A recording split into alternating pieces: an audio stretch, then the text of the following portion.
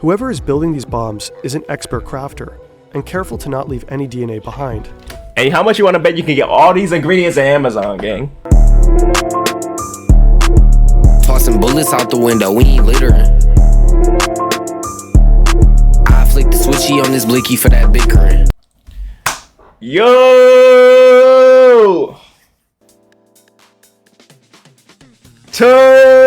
Welcome back to another video, man. Today, we got some fern, bro. The hunt for America's smartest serial killer. You know I love some fern. Excuse me, I apologize. Y'all know I love some fern, bro. He always has interesting videos. The art style is crazy. I think he just hit like 3 mil a couple weeks ago. So congratulations on him and everything like that. And yeah, it's gonna be really educational. You feel me? So I'm probably not gonna be saying as much as my other reactions. You know what I'm saying? We probably gonna learn something at the end of the day. Learn some history. You feel me? Learn some killers. You feel me? Some gun killers. You feel me? And yeah. Make sure y'all like and subscribe. The original video is gonna be linked down below. And without further ado, let's get into this video, man. The hunt for America's smartest serial killer. My motive for doing what I am going to do is simply personal revenge. I do not expect to accomplish anything by it. Revenge is crazy. Lincoln, Montana, 1996. This cabin is the chosen home of Theodore J. Kaczynski, more commonly known as the Unabomber. Unabomber? He's long been feared as America's smartest criminal, a serial bomber who's killed and wounded targets across the country with no clear connection. For 17 years, he's eluded the You know how crazy you gotta be to be called the Unabomber? That's OZ, I'm not gonna lie. The country with no clear connection. For 17 years, he's eluded the FBI. 17? It's the largest, most expensive manhunt in the Bureau's history. He's the evil genius they simply can't catch. Likely history's most intellectual serial killer. He's terrorized the nation, instilling fear in Americans about opening their mail and getting on planes. That's And he OZ. did it all from his cabin. Here is where he built his bombs, where he wrote his manifesto, and where he evaded capture for nearly 2 decades. It's where he turned from off-the-grid recluse to world-famous murderer. This cabin contains all the evidence the FBI will need to convict him. It's located deep in the Montana wilderness. Back in 1969, Ted moved here from California, where he left behind a shining career as a math professor at UC Berkeley. He wanted to get closer to nature and far, far away from everyone who pisses him off, which is most people. He built this cabin with his brother, back when Ted still talked to him. It's got no electricity, no plumbing, just a wood stove, a bed, and a whole lot of books. Right now, Ted is building another bomb. They're meticulously crafted, and he's continuously improving his technique. Every year, they become more lethal. In fact, he's got another one under his bed, wrapped and ready to go. Nigga, so this nigga locked himself into a cabin. I'm not gonna lie, if you lock yourself into a cabin with no one to talk to and stuff, you might go mentally insane. That's probably what happened to old buddy. And our dude already hate people in the first place, so all you needed to do is the little switch to go off, you feel me? And that's all he needed, bro. Nigga turned insane, gang. But he won't get a chance to send it, because despite his intellect, he made some pretty dumb mistakes.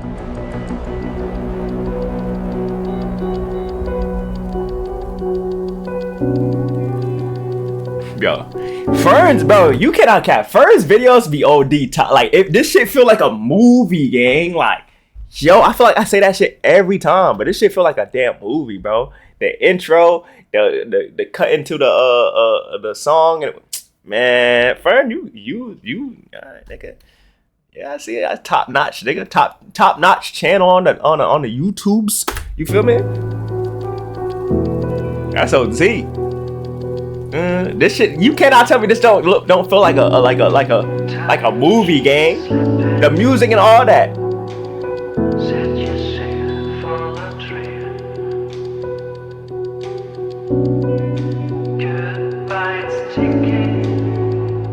Nah, that's OZ.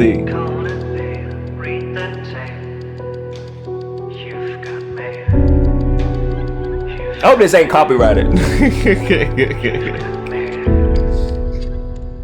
Hunt for America's Smartest Criminal by Fern. And they got This the cabin video in the is back. largely based on these 2 books. Links are in the description. We attribute the social and psychological problems of modern society to the fact that society requires people to live under conditions radically different from those under which the human race evolved.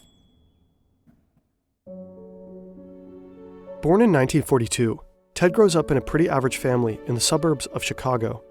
They're working-class Polish Americans. His parents are politically progressive, bookish and intellectual, and really into the outdoors. They're strict but loving. At least, that's how they remember it. It becomes obvious at a young age that Ted is exceptionally gifted, so his parents push him to succeed. He skips 2 grades and easily aces every class. He's a pretty normal kid for someone with an IQ of 168. Damn, Sure, nigga. Ted is quiet, shy around girls, and arrogant, but he has a core circle of friends and plenty of hobbies. Like his parents and brother, he loves playing music, reading, and camping. People like Ted. They'll later remember him as a sensitive, respectful kid. Where did it all go wrong, though? All that starts to change when Ted enrolls at Harvard University at just 16 years old. Damn. Like many college freshmen, Ted struggles to adjust. Here, he no longer feels like the smartest person in every room. And as a working-class kid thrown into the world of America's elite, he's a fish out of water. Other students and even faculty mock his shabby clothes and blue-collar background. He's deeply bothered by their snobbery, pain that will follow him through life.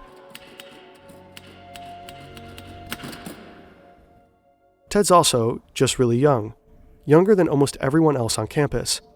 As an adult, Ted will write his mother furious letters about this. He demands apologies for pushing him out of the house before he was ready. Ted becomes depressed, and his grades suffer. His classmates describe him as a total loner, moody, rude, and virtually mute. He's that guy on the dorm floor who only leaves his room to go to class, who ignores everyone else, who slams doors. There's a stench of rotting food wafting from his room. Rotting Ted food? doesn't know it yet, but his withdrawn and alienated demeanor has caught the eye of a psychology professor. Rotting food? I know these are like the signs of like depression, right? Dr. Henry A. Murray is very famous. I'm not really educated in like mental health issues and stuff like that, but it sounds like the signs of like a depression, right? With an on-campus research center named after him. He's basically a god in the social sciences. Murray is looking out for particular types of students, those who will make excellent guinea pigs for an experiment. His final, most elaborate experiment, the capstone of a long and illustrious career. It also happens to be a CIA-funded project designed to cause extreme distress and break down the subject's sense of self. What the fuck? Clearly, we are in a position to do a great deal of damage, and it does appear that the FBI is not going to catch us anytime soon. The FBI is a joke. It's the 1970s in San Francisco. The city is a hotbed of anti-government activity. There's outrage over the Vietnam War. Protest bombings are a regular occurrence. Explosions happen every week up through the mid-80s. The FBI dubs it the Belfast of North America. Radical far-left groups like the Weather Underground and the Symbionese Liberation Army claim credit for many of the bombings. So most of the cases are pretty straightforward in terms of understanding motive and perpetrator. But amidst all of this, the FBI's San Francisco bomb squad makes a shocking discovery. 12 mysterious, similarly built bombs can be linked to one elusive killer or group. They have next to nothing to go on. Just for whatever unknown reason, this string of explosives seems to target universities and airlines. Whoever is building these bombs is an expert crafter and careful to not leave any DNA behind. Hey, how much you want to bet you can get all these ingredients at Amazon, gang? I heard Amazon sell everything, bro. Everything, gang. That's OZ, bro. That's OZ. I watched the reaction with Tommy G. A Tommy G reaction about a hacker, and he said you can get all the parts that he uses to hack on Amazon, bro, and you can build your own shit. Which is should the common man even like that brings up the discussion of like should the common man even have the the accessibility to get all these types of stuff. You feel me? Because somebody like him that can just build bombs or bomb stuff wouldn't be around like that. You know what I'm saying? They might have to find another way to get it, but just the fact that you can buy like shit, like buy like the ingredients to build a bomb, to build this, to build that, it's kind of crazy, gang. I ain't gonna God. Not a hair, not a fiber. They're encased in beautiful handmade wooden boxes.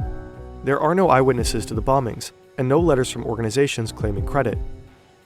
The victims appear to be scattershot of random people. The unknown perpetrator is referred to by the code Unabomber for university and airline bomber.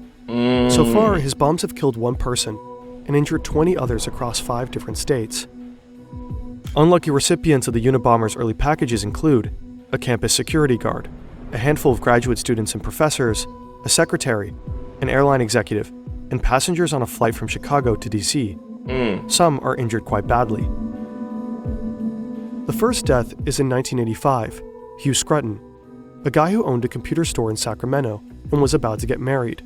Damn. What does he have to do with anything at all? Far away in his cabin, Ted reads about his death and chuckles to himself. He hears that the FBI offers a $25,000 reward for any information. He's flattered. The Unabomber is making waves. Not bad for the actions of one man in a 10 by 12 foot shack with no electricity, running water, or phone service. And it's in the middle Pretty of hard to nowhere, imagine for real. now. These days, connection isn't optional.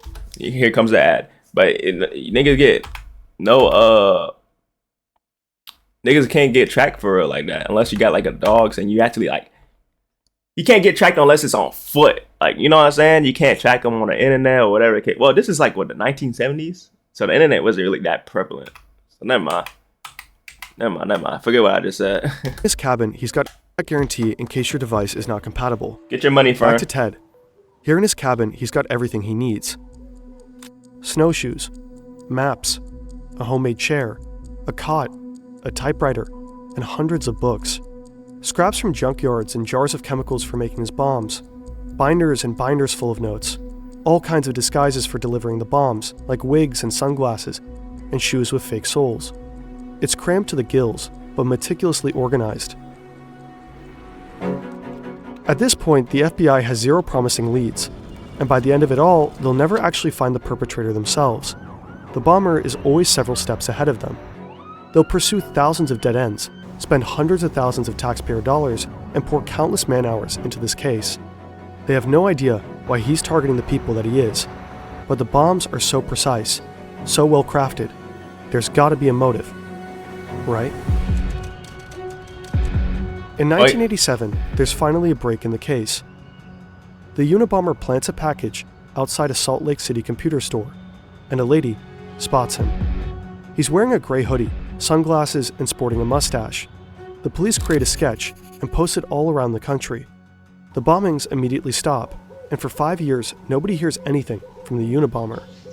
All kinds of people call him with tips, but the leads go nowhere. The case pretty much goes cold, but the FBI know that it's only a matter of time before he'll strike again.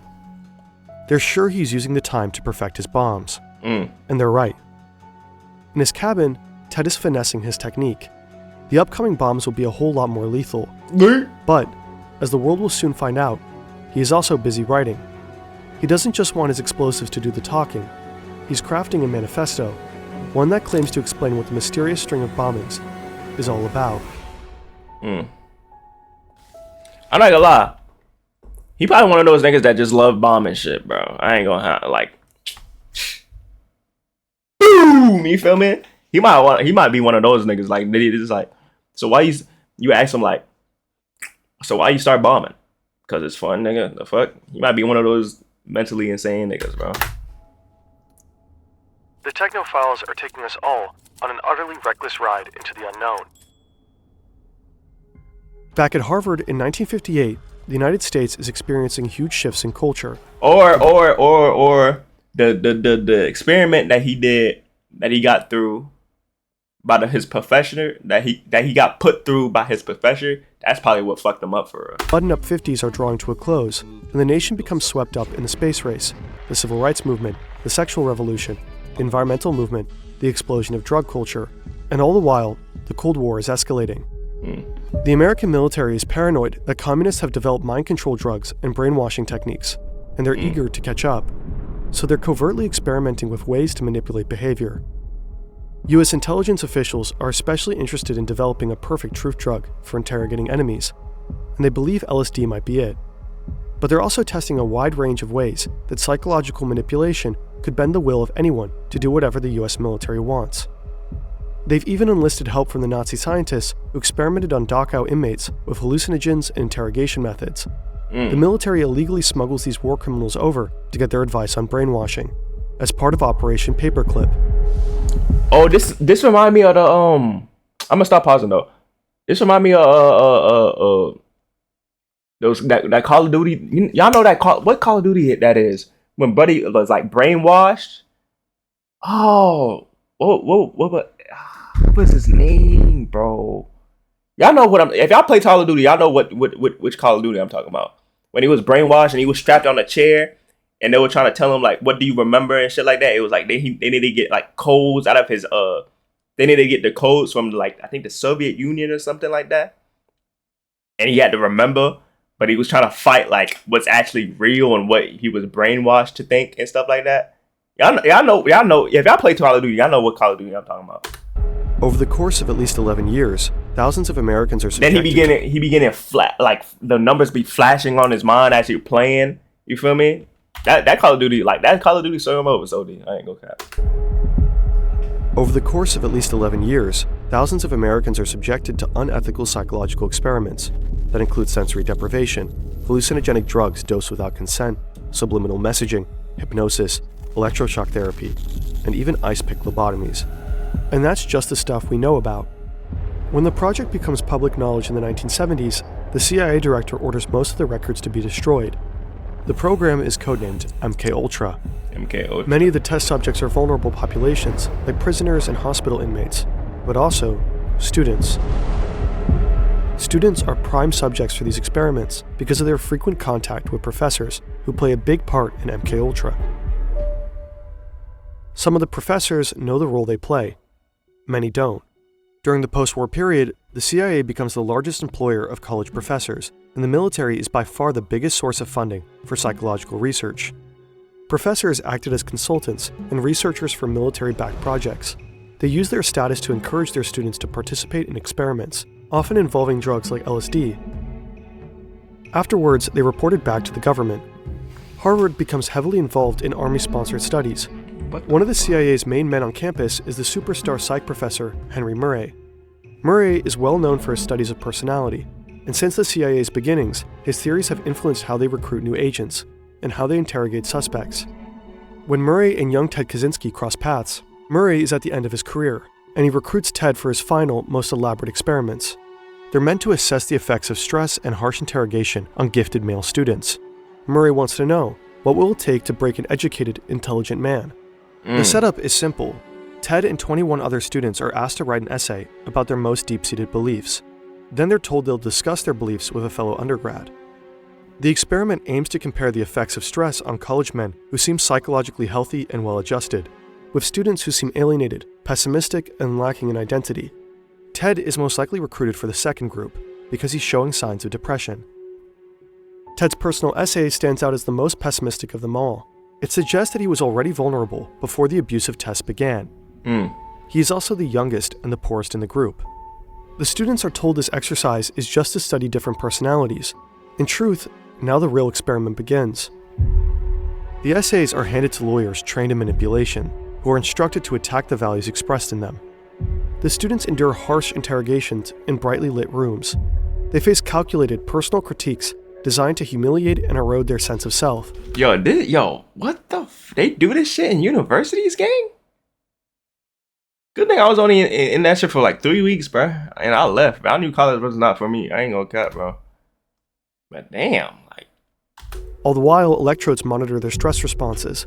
Later, they have to watch these stressful and humiliating moments on video, over and over again, for 3 years. 3 years? Nigga, why didn't you just leave? Oh, hell nah, bro. If I was ever... Nigga, what? I would have been swung on the nigga. First of all, I would have swung on the nigga. First of all. Second of all, I would have just left. Third of all, how can you just sit there getting humiliated over and over and over and over again for 3 years and not doing shit? Well, they probably did do something, but they don't have it on record or something like that. But that's kind of crazy. You sat there and took that shit for 3 years straight, gang. No wonder the nigga turned insane. I ain't gonna hold you. And he was pretty young too. He was like, what, 16 when he was in college? Oh, yeah. Okay. So it makes sense, bro. Describes it, the tests were designed to be abusive. He's had a lifelong fascination with pain and stress and is known to have a sadistic streak. Plenty of participants will later report the experience to be deeply unpleasant with lasting trauma. But Ted's responses are the most extreme in every category. Murray's team identifies him as the most traumatized of all. Yes, Ted Kaczynski got MK-Ultra'd. You can read all about it at CIA.gov. In consequence, many claim the CIA created the Unabomber, but that's an oversimplification. It's not so easy to prove how much effect the experiments had on Ted's turn to terrorism. None of the other students in the experiment are known to have become killers. Some psychologists believe the experiments were stressful enough to create anger problems in Ted, or even aggravate latent schizophrenia. But other psychologists evaluate him as undeniably sane. Ted himself dismissed the idea that the tests were anything resembling psychological torture. He was very invested in being seen as psychologically healthy until the bitter end. He's taken great pains to not be painted as damaged or crazy. He wanted his murders to be understood in the context of his beliefs, not his personal history. If people saw his actions as a result of trauma or madness, it would invalidate his ideas. Ideas that formed his last year at Harvard. Ted becomes increasingly disillusioned with the industrial technological system. He comes to believe that technology is slowly destroying humanity and eroding our freedom. He's horrified by widespread psychological suffering and how industrial technology has severely damaged the planet. He's certain that it'll only get worse the more technology develops. So anyone who helps advance technology in any way is the enemy. Scientists, engineers, business people, what Ted calls the technician class. Ted starts having revenge fantasies and becomes obsessed with how society enforces obedience with psychological controls. He daydreams about breaking away from society and living off the grid. Ted graduates Harvard and goes on to get his PhD in math at the University of Michigan. He's quickly establishing himself as a brilliant mathematician and is offered a tenure-track position at UC Berkeley as their youngest professor ever. His students don't like him very much, but he's publishing groundbreaking papers on boundary functions. But Ted resigns one day without warning. He tells his family that he's done with teaching math to future engineers who will advance the industrial technological system and continue destroying the planet. Ted buys a bit of land near Lincoln, Montana, and builds a cabin with his brother. He's ready to escape the advanced technology that surrounded him at UC Berkeley. He wants to live a simpler life, far away from everyone he's ever known. And then, he starts to build his first bomb.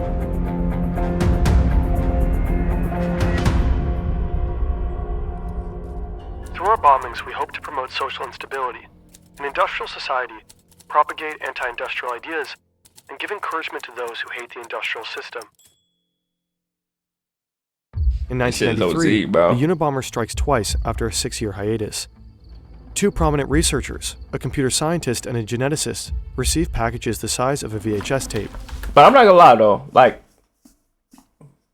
where do we draw the line from, like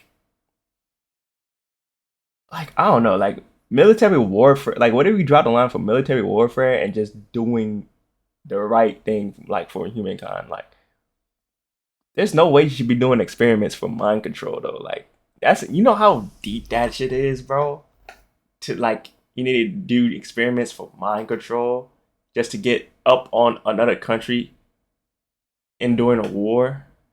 Isn't that kind of like don't they have like war laws or something like that?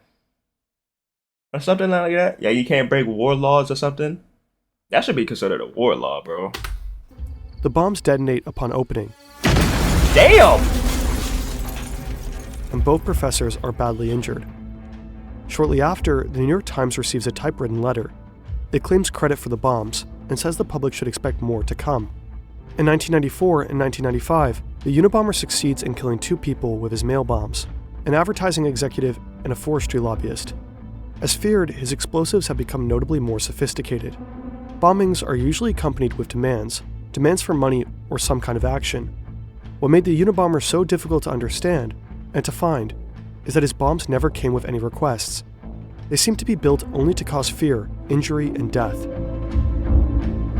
17 years after starting his bombing spree, the Unabomber finally makes his demands known. He writes the New York Times again, announces that he will permanently desist from terrorist activities if they publish a 56-page manifesto. The request kicks off a fierce debate within the FBI and the newspaper, to publish or not to publish. The FBI has a clear policy to not negotiate with terrorists, but they also believe he'll honor his promise and stop killing people. After all, this is what the bombs were seemingly for, to force people to pay attention to his views. Plus, they still lack leads. If the public reads the manifesto, someone might be able to identify the Unabomber. So the manifesto is published. The FBI decides it should just be the Washington Post, though, because it has fewer readers and the newspaper's stance will be easier to surveil. So they think. Interest in the Unabomber is huge. Newspaper sales hit a record high that day, with lines snaking around the block. Across the country, Americans are eager to finally read what the Unabomber has to say. The manifesto opens with an iconic line. The Industrial Revolution and its consequences have been a disaster for the human race. And though the manifesto is an argument that calls for dismantling industrial society, it's also, unwittingly, a self-portrait. Within its pages, the Unabomber has accidentally unmasked himself. David and Ted, though 7 years apart and very different, grew up close and loved each other very much. As adults, they had impassioned his brother probably figured out who he was, bro. Philosophical debates by mail and shared a lot of the same views. David also worried about technology's destructive effect on humanity. He'd also spent some time living off the grid in a self-made cabin. But David wasn't a killer. When the manifesto is published, he hasn't spoken to his brother in a long time. Ted cut him out when David got married and refused to answer any of his letters. David's wife Linda, a philosophy professor, has a funny feeling about Ted, whom she never met. As the bombings stack up and some of the timings coincide with Ted's travels, Linda tells David, "You've got a screwy brother. Maybe he's the Unabomber." David doesn't want to hear it. Linda doesn't know Ted the way David does. He'd never kill anybody. As a kid, Ted used to cry at the thought of animals getting hurt. But when the manifesto is finally published, David avoids reading it. He doesn't want to admit the similarities.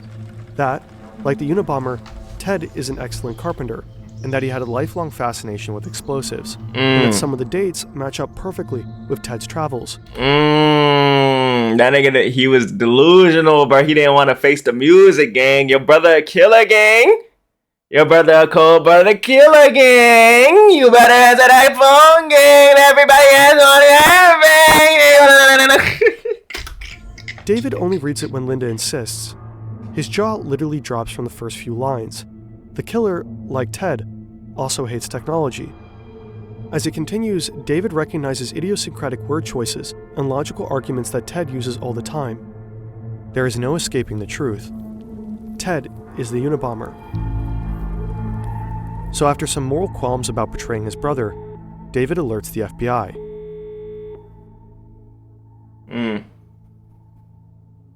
They knock at the cabin door. They are bound to make me out to be a sickie, and to ascribe to me motives of a sordid, or sick type. Many tame, conformist types seem to have a powerful need to depict the enemy of society as sordid, repulsive, or sick. Lincoln, Montana, April 1996. With a tip from David, the feds are staking out Ted's cabin. The investigation is meant to be conducted quietly, but they're interviewing local townspeople, trying to collect more evidence on Ted. Right now, all they have is the linguistic similarities in the manifesto and old letters from Ted that David gave the FBI. Not exactly cold, hard proof. Enough for a search warrant, but not an arrest. Rumors start to spread around town that Ted Kaczynski, their very own angry hermit, is the Unabomber. The plan is to draw Ted out of his cabin and get inside before he can escape or destroy any evidence. But they don't know if he has it tricked out with explosives. Nobody would be surprised if he did. Ted has no idea he's under surveillance, so when someone knocks and says some land surveyors need to talk, he believes them and opens the door. He wasn't expecting visitors. These days, he's busy. That's what you get for not having an eye hole, my nigga. Like, to look through the door, bro. You gotta get a lot of eye hole, bro. With a dirty job. He's in the middle of rasping aluminum blocks to make powder for more bombs. He's covered from head to toe in the dust. He's rail thin because the rabbit hunting was scarce this season. Ted's hair is wild and his clothes are literally rotting off of his body. But what does he care? He's not trying to impress anyone, and he can clean up fast if he needs to blend into society. Too bad for Ted. He'll be photographed in this state, filthy, emaciated, and in severe need of a shave. The image will circulate around the globe and will not help Ted's desire to seem sane. When the feds swoop in, they find 40,000 pages of journals and plans, most written in code. The code is more complex than anything the FBI had ever seen, more convoluted than codes the KGB used during the Cold War. But Ted also left the key to the code in the cabin. Without it, the FBI wouldn't be able to decipher the decades of written confessions that definitively tied Ted to the bombings. They also find a bomb under the bed, ready to be mailed to an aerospace company in Dallas. Now the FBI has all the evidence they need. They lock up the cabin and take Ted to prison. He does not dispute that the journals with the confessions are his. In fact, he wrote them partially so that nobody would try to say he was crazy. Ted's family and his defense team attempt to convince the jury and the world at large that he is mentally ill. They're doing anything they can to avoid the death penalty, which frustrates him. He tries to fire his lawyers and defend himself. He would rather die than allow his lawyers to plead not guilty by reason of insanity. Ted he said, I don't want y'all niggas to know that I did that shit. That nigga stood 10 toes. Nigga crazy as shit, but he stood 10 toes. I ain't gonna cut. Then allow his lawyers to plead not guilty by reason of insanity. Ted pleads guilty to his crimes and is sentenced to life in prison. Behind bars, he never stops writing. He publishes 2 books and keeps up a lively correspondence with a wide array of journalists and admirers. He also finally makes some human connections. He strikes up a friendship with Timothy McVeigh, the Oklahoma City bomber who killed 168 people in 1995. Ted and McVeigh are briefly on the same prison block and find they have a lot of views in common, before McVeigh is carted off to death row. Ted even finds love for the first time in his life. After a lifetime of struggling to connect with women and never going beyond a few kisses, Ted suddenly has dozens of women writing him romantic or salacious letters. But only one captures his heart, a school teacher he calls his lady love. They spend thousands of hours talking by mail. Women be... what the fuck? Women be turned on by some crazy shit like that? That's OZ, bro. I'm not gonna lie, gang. But I don't know. Like, that's how cults happen, bro. Like, niggas do some crazy shit and then but their views, but people would relate to their views and follow that said person, even though they do some crazy shit. You know what I mean? Or in visiting booths, but they are never able to touch. He writes classical music for her before she dies of lung cancer. Later, Ted also develops cancer. When the condition becomes advanced, he dies by suicide in June 2023 at 81 years old. This is not to be a political revolution. Its object will be to overthrow not governments, but the economic and technological basis of the present society. In the decades since his arrest, Ted Kaczynski continues to fascinate and sometimes inspire. The manifesto's central argument is that technological advancements since the Industrial Revolution have robbed people of their freedom and well-being. These advancements are supposedly responsible for widespread psychological suffering and environmental devastation.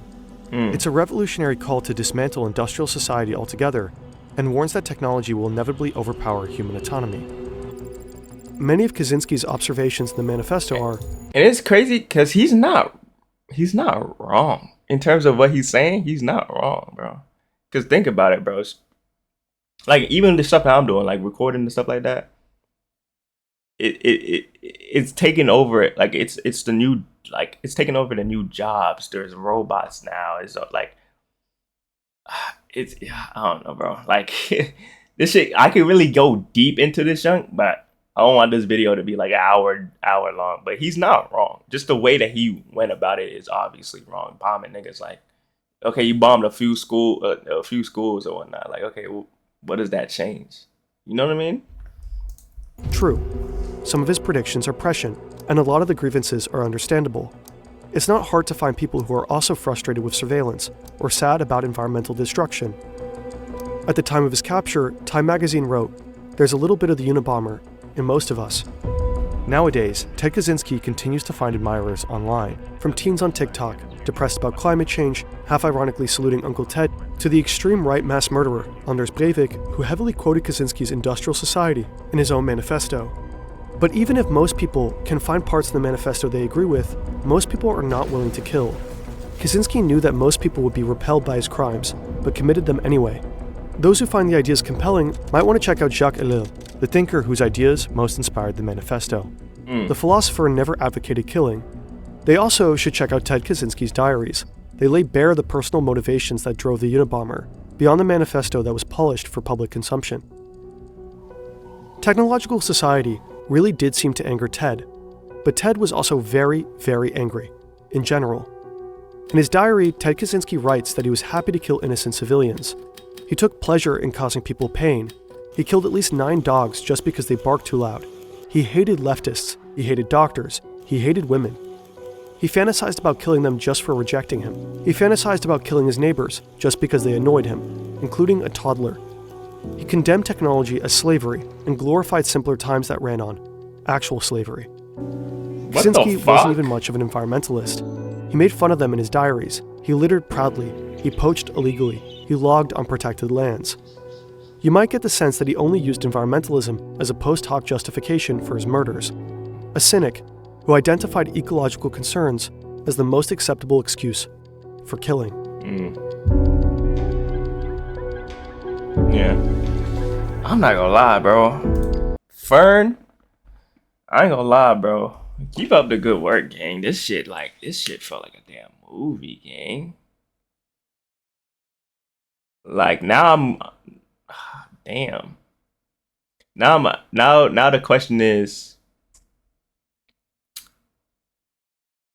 what do we do with technological advancements now? Because obviously now we're getting less trees and shit like that.